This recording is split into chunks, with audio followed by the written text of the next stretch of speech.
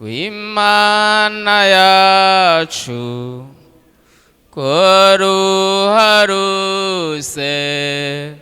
rangurika rusumba ukwezi rusumba izuba kandi kuzimu rushikayo watumye Yesu mw'isi yacu winduha turuhure mbere na wamwa nawicangazi watumye samwakira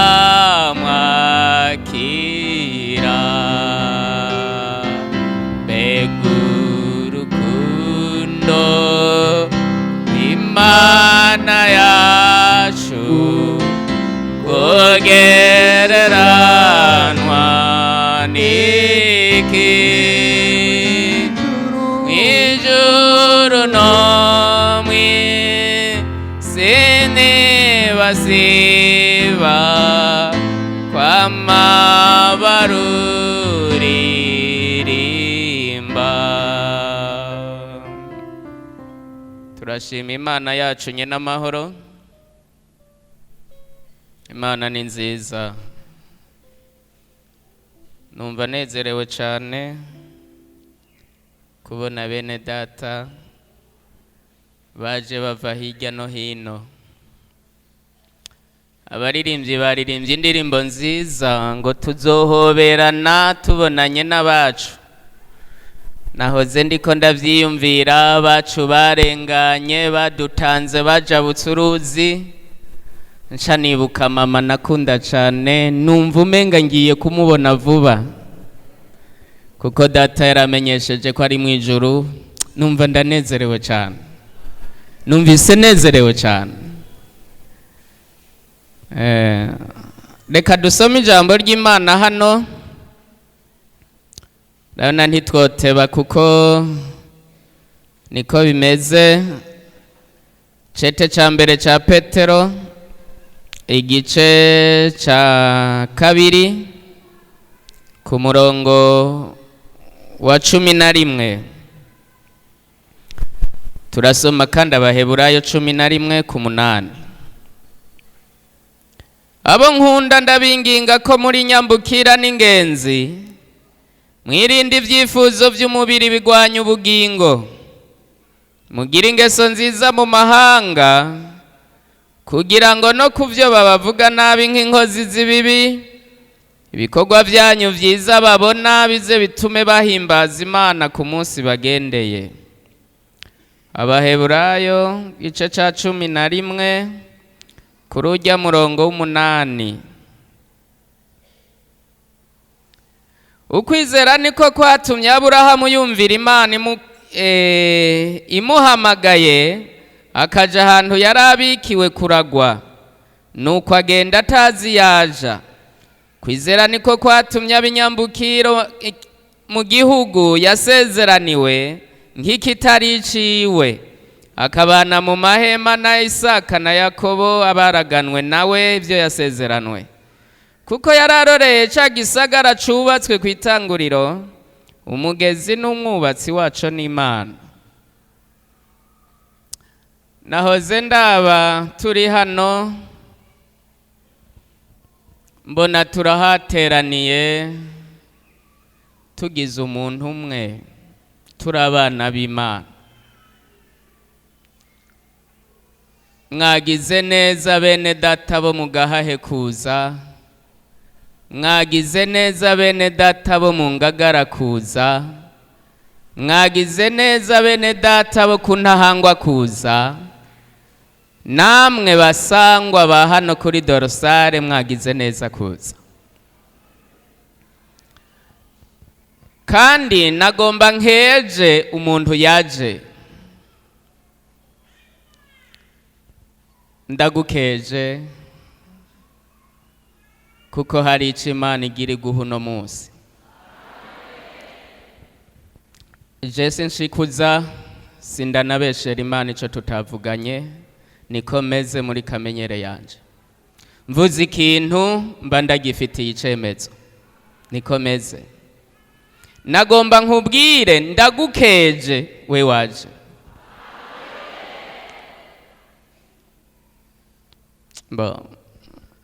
Iyo umuntu ari kure y'Imana ntamenya n'imvugo yayo. Imana iciravuga ngo ibanga ry'Uhoraho rifiswe n'abamwubaha, kuko ngo azobarangira inzira nziza.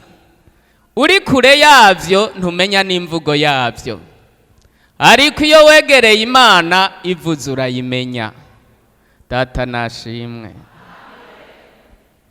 Niba mukoranye hano hari igishusho ciza muri ko mukora, ciza co gukorera ibikorwa vy'Imana hamwe. Uwabitanguje ntawe nzi, ariko nta wundi ni Kristo umwana w'Imana nzima, kuko abamukomokako bose yabashiriyeho ibuye ry'itanguriro. Iryo buye yavuze ngo n'amarembo y'ikuzimu ntazorishobora. Nimureme iyo mukorera n'amarembo y'ikuzimu ntazorishobora. Iyashize urusengero hano n'amarembo y'ikuzimu ntashobora kuhindura ivyo muri ko murakora. Jewe nta bwoba mpora ngira ndiko nkorera Imana, nta bwoba namba nigera ngira, kuko mbanzi Imana yacu ni nziza.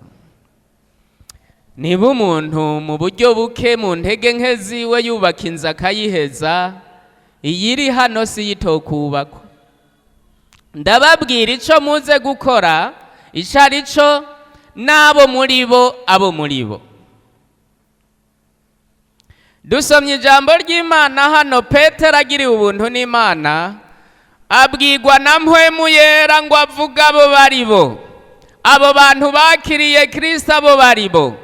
Aravuga ngo bene data, ko muri nyambukira n'ingenzi mwirinde ibyifuzo by'umubiri bigwanya ubugingo.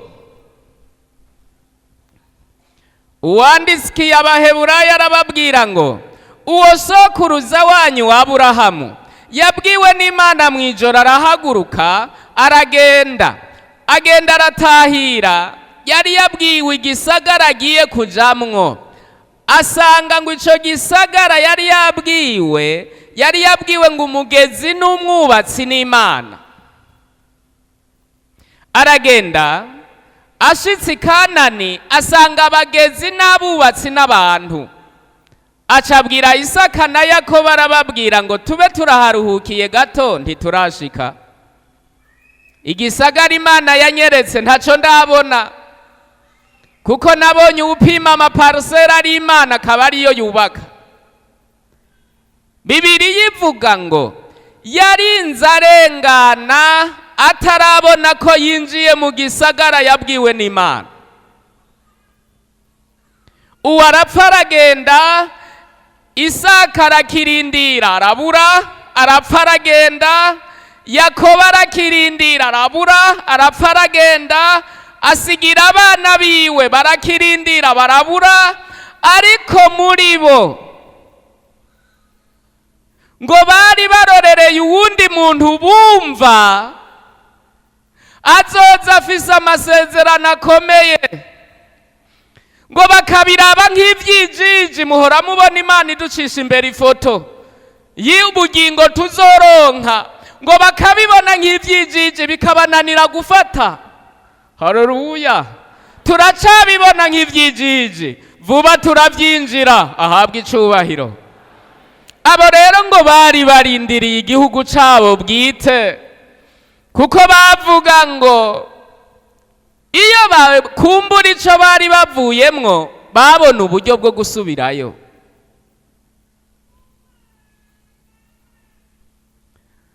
Reka ndababwire gato abo muri bo.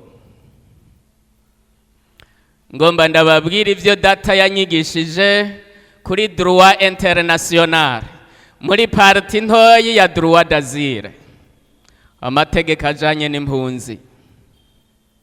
Murankurikira. Imana ni nziza, Imana ni nziza cyane. Petero yabwiwe, yavuze amajambo abiri, avuga ngo muri nyambukira kandi muri ingenzi. Ingenzi ni iki? C'est le voyageur. N'umuntu atanguye urugendo, nukuvuga ngo arenganye urugo rwiwe, atanguye kugira hagiye uteye intambwe ya mbere, usohotse inzu uburi ingenzi. Kuba ingenzi bica biherera ahantu winjiye. Usohotse kandi aho wari wagiye uba wongeye kuba ingenzi. Uza kubiheza winjiye kandi wawe. Turi ingenzi, turagaruka, turagenda, rurahera, turagenda. Petero arabwira ishengero ry'Imana ngo mweho muri ingenzi. Twatanguye kuba ingenzi ryari? Umunsi twava mu vyaha. Ugitera intambwe ya mbere, ugapfukama, ukavuga ngo ndakwizeye mwana w'Imana nzima. Ndi umunyavyaha mparira. Wari usohotse mw'isi y'abadayimoni. Wari usohotse mw'isi ya Satani. Wari utanguye urugendo ruja he? Un voyageur n'umuntu doit être une personne qui a une destination, afise ahari kwaraja. Nk'aba voyageur rero tuvuye mu vyaha, ntitugenda nk'abatazi yo baja adipol, ariko tugenda nk'abafise destination, dufise aho dutegerezwa kwinjira, ni mu bwami bw'Imana. Haleluya. Petero rero abwira ishengero ngo mweho muri ingenzi. Acavuga kandi ngo muri inyambukira. Inyambukira seki? C'est un étranger. Umuntu ari mu gihugu kitari iciwe, igihugu atavukamwo, igihugu kitari gwiwe, uwo numu étranger n'inyambukira. Nahishurirwe n'Imana ibintu bibiri, ngo hari abantu babiri bafise ibitabo vy'abantu bose babayeho ku isi, ni Satani n'Imana. Ngo umuntu wese avutse Satani aramwandika. Kandi naranezerewe ikintu bene data, Imana yacu ni Imana nziza kandi ni Imana itwubaha. Uzi Imana ko yubaha abavyeyi bavyara,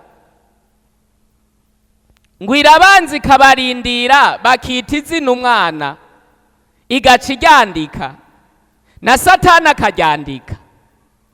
Bataramwita izina ntiyandikwa. Imana nishimwe. Ivyo ugomba kubihinyuza, kubagiriwe ubuntu n'Imana. Uhamagawe n'Imana mwijoro ikuvuga izina wishwe na so na nyoko. Sava. Nico gituma umuryango si ikintu gitoyi, ni ikintu kizwi n'Imana. Kuba mubana n'umugabo wawe n'umugore wawe data arabizi, n'abana mwavyaye arabazi, aranabibubahira n'amazina mwamwise. Nta zina rero riba ribi, ntajya Imana ihinduza umuntu, ihabwa ubahiro. Umwise Munuko yandika Munuko Andre. Umwise Ntaco maze ikwandikira Ntaco maze. Ntijejwe guhindura urudome na rumwe, kugira ngo uwo muntu niyahamagagwa ku munsi w'urubanza ntahava avuga ngo si we kuko atari ko yitwa.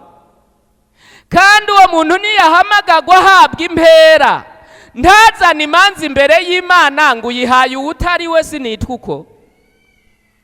Katika jina la Yesu. Mu guhabwa impera z'ivyo twakoze, Imana izohamagara amazina twitwa mw'isi. ayandi tuzoyahabwa impera zihejeje gutangwa, kuko niho umuntu w'Imana azoba amaze kuja mu kiringo ca kabiri co kuba uw'ijuru. Sava? Munkurikirana, sindanabatevye, vyari vyinshi ariko ndagerageza ngomvye gusa ngo ndababwira abo murimwo n'icatumye mukorana n'ico muze gukora. Iyo umuntu rero ari mu gihugu aba afise uburenganzira ahabwa n'amategeko y'igihugu, comme le national, nk'umuvukagihugu.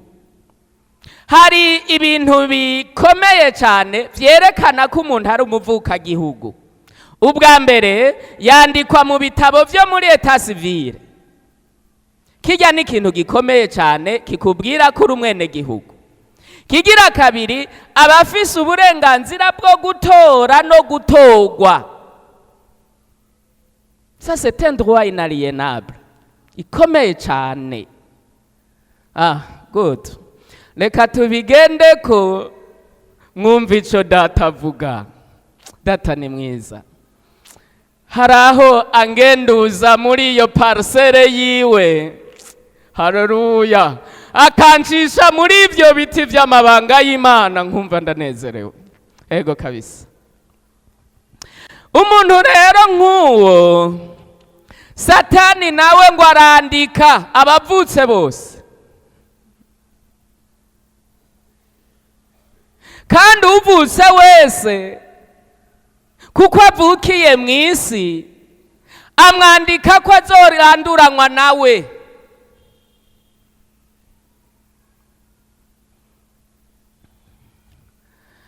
Umuririmbyi yaririmbye ngo dosiye yanje yari yanditswe ko nicwa. Kijya n'ukuri. Satani abavutse bose barabandika ko bazoranduranwa nawe kuko bavukiye mw'isi. Ariko Imana nayo yanditse agakura Satani yashize ku kuboko azi ko ari gwiwe. Bene datari canezereye, iyo umuntu akuza akizera Imana ngo ugipfukama gusa ukavuga ngo ndakwizeye mwami Yesu ndi umunyabyaha, ngo iryo zina hari ico Imana yamenyesheje. Imana ntiyandika izina mu gitabo c'ubugingo, ririyandika. Ngo umuntu acihana rica riva mu gitabo ca Satani rikagenda rigaca ryiyandika mu gitabo c'ubugingo, Satani agaca mubura.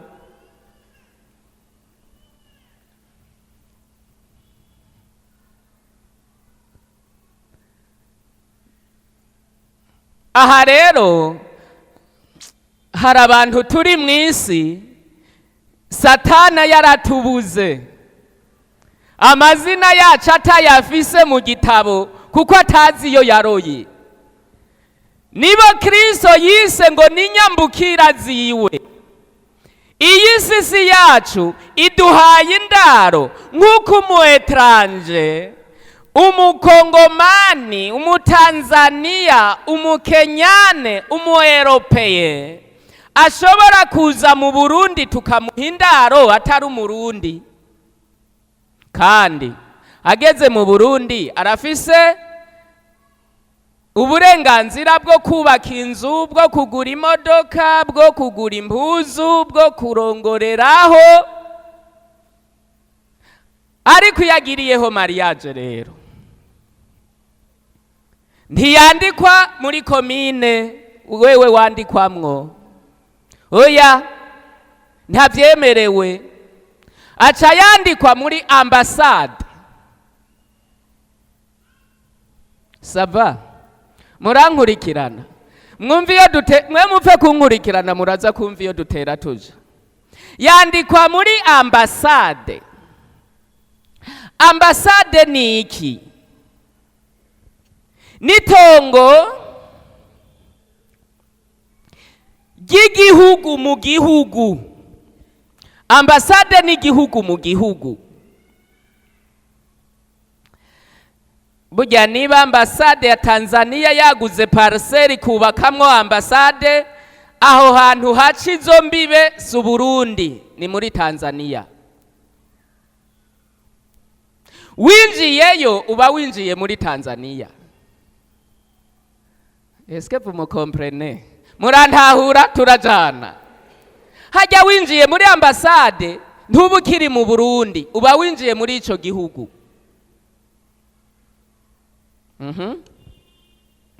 Turagenda. Maze umuntu rero wo muri ico gihugu kiri mu gihugu, ambasade zibereyeho gufasha bene gihugu b'ico gihugu bari muri ico gihugu ngo babe muri ico gihugu.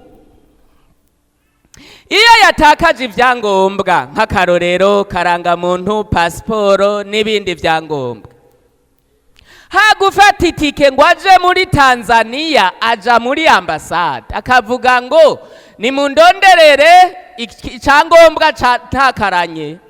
Ambasaderi aca gitumako muri Tanzania, umuntu akagitorera aha.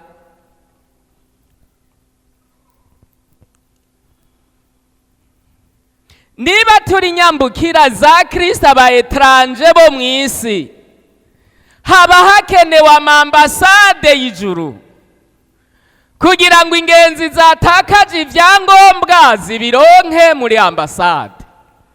Nico gituma iyi ngoro y'Imana hahubatse aha muri Dorsal, iyi ni ambasade ya Kristo. Ingenzi zose twakoranye aha twicaye ngaha turi muri ambasade. Hari abasirikare b'Imana bazinguza aha hantu bama bacunga ambasade y'ijuru. Muvyizere n'ivyo. Aha twicaye aha turarinzwe. Hariho abasoda ba ambasade y'ijuru batuzengutse ngaha kandi bama bacunze iyi parcelle. Iyo dukoraniyemwo rero tuza tukumva amategeko y'ijuru ryacu. Hari abambasaderi baba bicaye ngaha bagaca batubwira amategeko y'ijuru, bakatubwira n'ivy'Imana yabarungikanye uwo munsi uko inyambukira zikwiye kuba. Haca hagera umwanya rero bagaca bahamagara ngo abatakaje ivyangombwa nimuze. Niho rero Mungu katika jina la Yesu, niho rero inyambukira zatakaje ivyangombwa zica zihaguruka zigashika imbere ya ambasade. Umwe akavuga ngo mumbwirire data mbabarire ansubize kwa gahuzu ingabire nari mfise igiherutse kugenda. Mbwirira data ko ngwaye. Mbwirira data ko nahuye na Satana ho mw'isi andasa umwambi nguwaho waciye. Mubwire data mvure. Hajya umukozi w'Imana hagurutse akagira ngo abatanze raporo mu gihugu ciwacu, acavuga ngo Uhoraho mwamenye n'igihugu cacu, izi nyambukira zabuze ibizi maze kuvuga zigarukanire. Nuno munsi ico wabuze data arakiguha. Jipe moyo.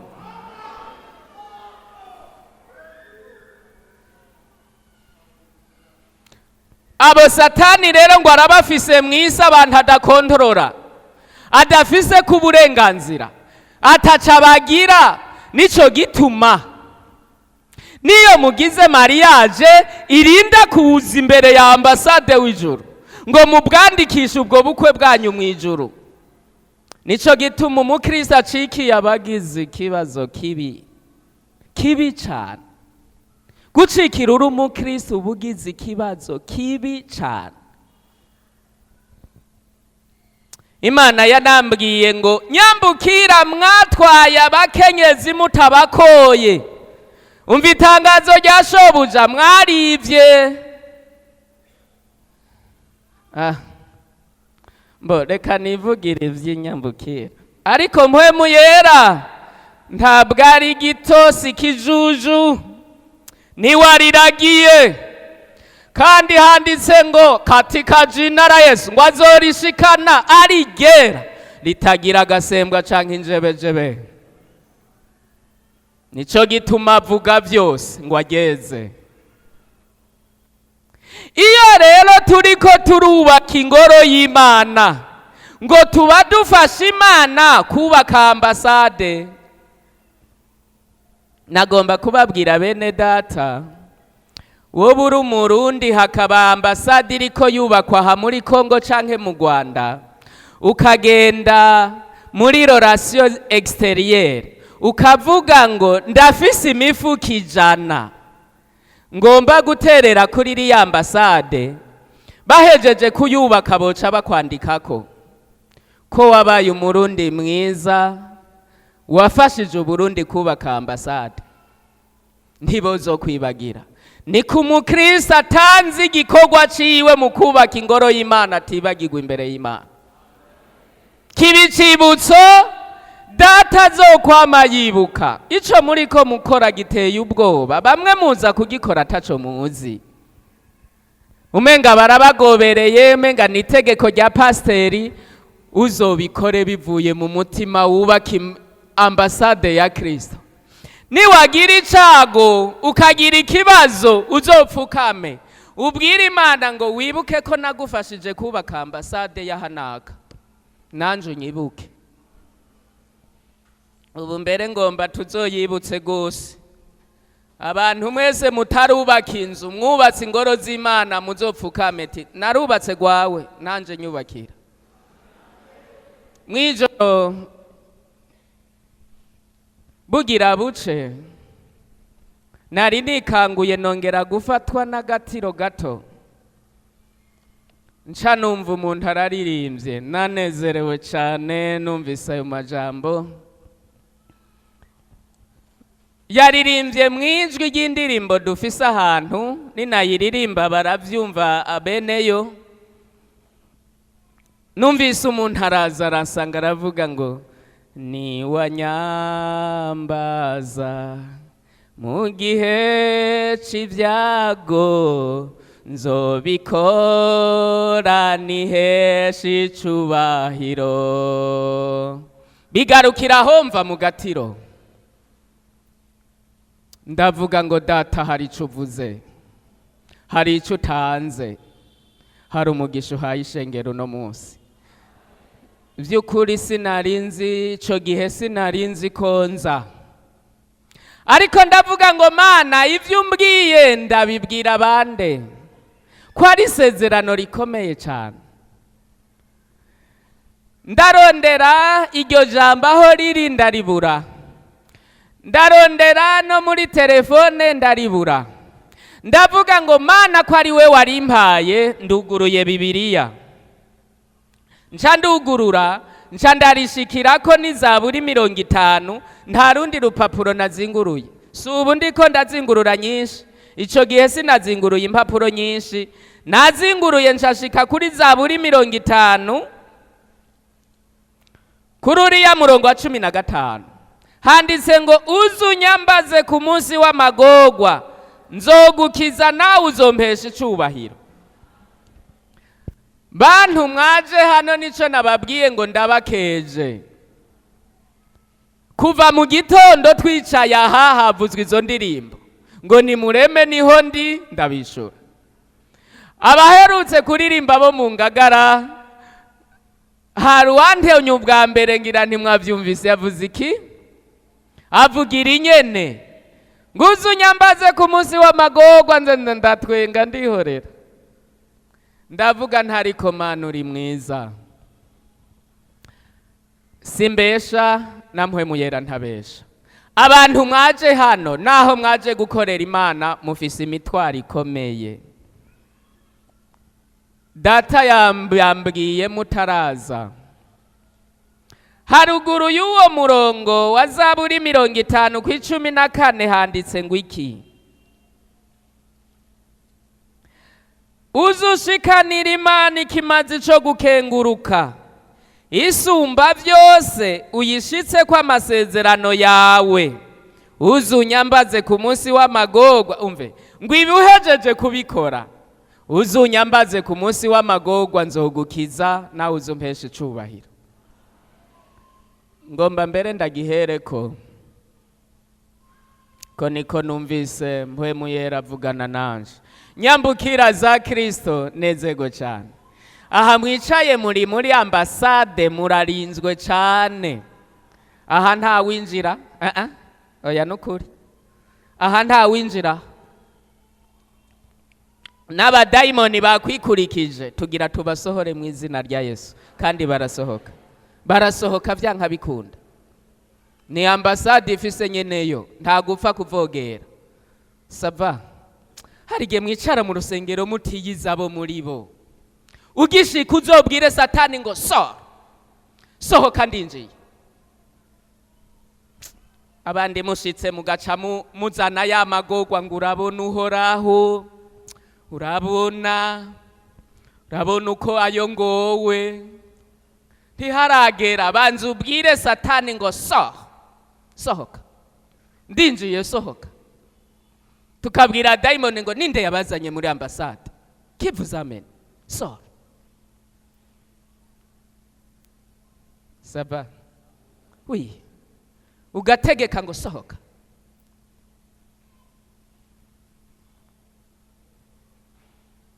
Twokwihakamo twese hano tukavuga ngo zose zorangirira hanze. Murabona kiretse twaba dufise ico dupfa n'Imana, mugabiyemera nk'ingabo za Kristo twotanga komandema ngo sorte zose zosohoka. Muravyizera?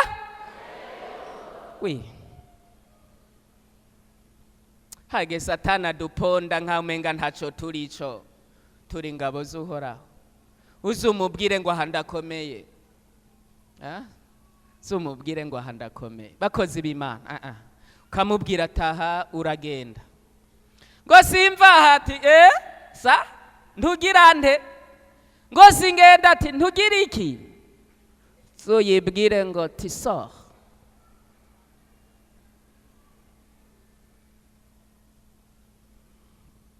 Tumepewa mamlaka. Amena.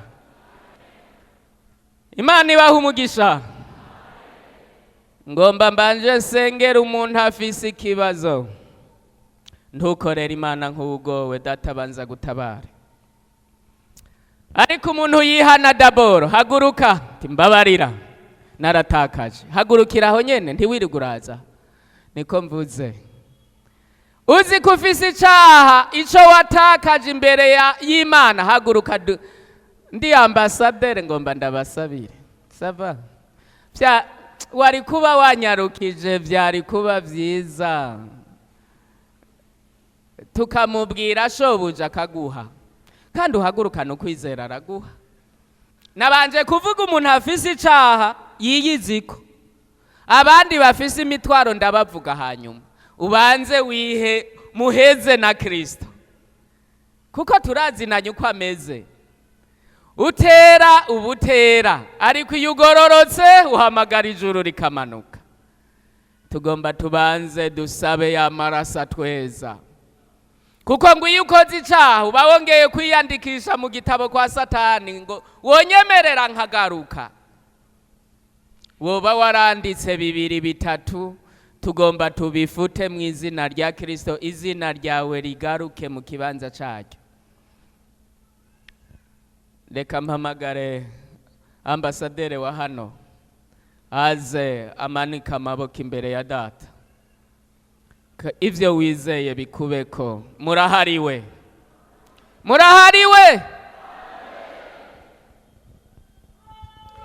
Mana ya Isirayeli, Mana data wa twese wo mwijuru nuhabwe cyubahiro mwijuru no mwisi. Turahagaze hano imbere ya nyenisi n'ijuru. Turagukegurukiye Mana data wa twese. Imbabazi zawe nyinshi zamahibiye bidashira. Ngaba abasavyi bawe, abasavikazi bawe barahagaze imbere yawe, bariko baratura batunganya ubugingo kuko Satani umwasi wabera yabarashe imyambi mibi kugira ngo bacafuze ntibaboneke nk'abana b'Imana, ariko iyi saha bariko bararega uwo mugwanizi. Natwe turabasengeye mu izina rya Yesu, ubeze cyane Mana, ubagwize kw'imbabazi. Umuntu wese yagize kwizera agahagarara agatunganya ubugingo bwiwe, Mana Data wa twese wo mu ijuru, bababarire mu izina rya Yesu Kristo. Bongere bagorora amaboko yabo, bakorera Imana mu mpwemu no mu kuri. Muri iyi minsi ya nyuma ntibabimfunya, oya biragahera, ariko abantu bazima bakorera Imana mu mpwemu no mu kuri, batahiriza ubutunzi bwabo mu ijuru, kandi bazobusangayo vuba, bazohabwa umugisha n'Uhoraho. Aba bantu Mana bagize ukwizera bagahagarara imbere yawe, ubahezagire, mpwemu yera yinjire muri bo, abakore mu mitima yabo Mana. Bongere Mwami waje bakore Imana mu mpwemu no mu kuri, hanyuma amazina yabo Mesiya yandikwa mu gitabo c'ubugingo, ave mu gitabo c'imanza yandikwa mu gitabo co mu ijuru. Inzambi ivuze baza bayumva bigira iwacu mu ijuru. Urakoze kubagira imbabazi kandi kubeza, tubisenze muri rya zina ryawe gera Yesu Kristo, amen. Aguma ha Pasiteri, ngomba nsengera umuntu atibeshera, azi ko afise umutwaro imbere y'Imana. Ahaguruke. Umuntu atibeshera azi ko afise umutwaro imbere y'Imana. Hari igihe isengesho duhora dusenga abakozi b'Imana, iyo bibaye ngombwa duhora tubwira Imana ngo iri shengero rirusha uku ntaryo noshobora gutwara. Ndakwinginze ubatabare, ubakize, ubamara umubabaro, hanyuma tugende. Mose wenyene yaravuze ngo ririko riraririra inyuma yanje ntaryo ntwara. Rivuze ngo ntanjya rifise sindaritwara. Bavuze ngo barabihiwe n'injya ntabo ntwara utazibahaye. Bavuze ngo barababaye sindabatwara utabahaye injya. Hari igihe biba ngombwa ko dusenga iryo sengesha abakozi b'Imana, tukavuga ngo iri shengero utaritabaye ntaryo noshobora.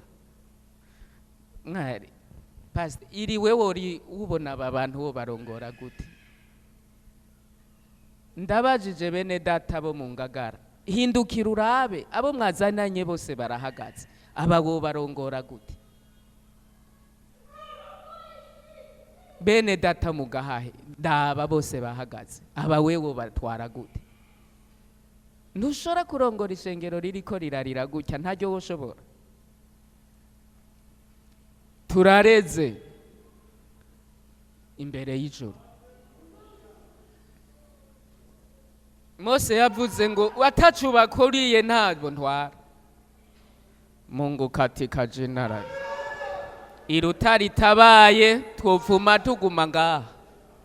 Noneho Mana ndagushima ko wanyemereye kuritabaye, ndagushimiye. Nagomba ndababwire mwizere, uzugomba uvyandika umunsi wandike. Niwabona atabikoze uzomenye ko data atakoranije iki gikorana atari we yagihamagaye. Nico gituma nakubwiye ngo ndagukeje we waje. Sinapfuye kubivuga, hari ico tuzinanye n'uwantumye. Abandi mwamenyereye ngo vyamara uko suko, ntuzubivugura umuntu w'Imana.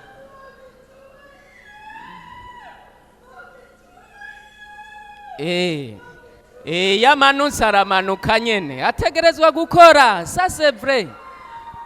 Iyo si sinema, we shima Imana gusa. N'ibindi uzovyumva n'ibindi arabikora, reka we gusa. Erega ntidukorana nk'inzererezi, oya ntidukoranye nk'abatagira bene we, oya. Bene data iyo mukorana muzohore mumenya ko ntimukorana nk'abatagira bene we. Turareze imitwaro imbere y'Imana, turayireze, data natabara. navuze ngo naho twoba abanyantege nke uwo twizeye n'umunyenkomezi nabikore yiheshe icubahiro. Niko yambwiye ngo nzobikora kugira niheshe icubahiro, nabikore yiheshe icubahiro. Yo nimureme data bagiriye ubuntu. Data ugororotse ndagushimiye, uri Imana itabesha, uri Imana uvuga ukabishitsa. Iri shengero warurize ukunyene, aba baje ngaho no munsi kuri dorosare warubaza uku, kandi wantumye muri iri nyene, urakoze.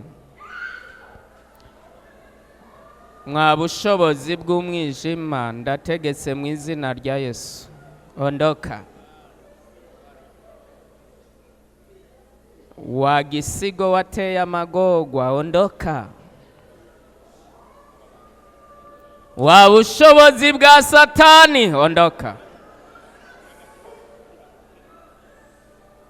Urakoze data, ndagushimiye. Turatanze ishimwe imbere y'ijuru. Ndagushima, ndatanze ishimwe imbere nyonga zawe. Aba nabo kuva ejo bazogushima, bazoguma bayaduza, uzoyakira aho vyagiye mu ijuru. Urabikoze, nuhabwa icubahiro, ndabisavye mu izina rya Kristo Yesu, amen.